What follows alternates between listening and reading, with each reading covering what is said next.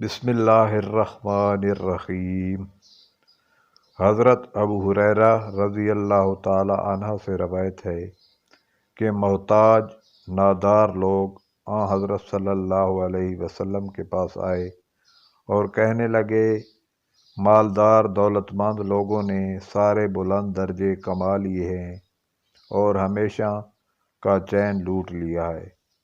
ہماری طرح وہ نماز پڑھتے ہیں، ہماری طرح وہ روزہ رکھتے ہیں، ان کے پاس پیسہ علاوہ ہے جس سے حج کرتے ہیں اور عمرہ اور جہاد اور صدقہ، اور ہم محتاجی کی وجہ سے ان کاموں کو نہیں کر سکتے۔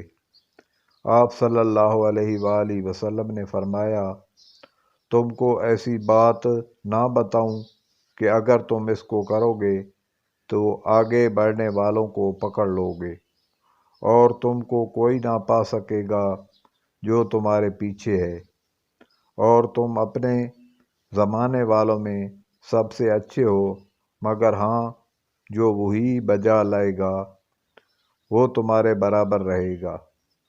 تم ہر نماز کے بعد 33 بار سبحان اللہ اور الحمدللہ اور اللہ اکبر کہہ لیا کرو۔ امید ہے کہ آپ کو ہماری یہ ویڈیو پسند آئی ہو۔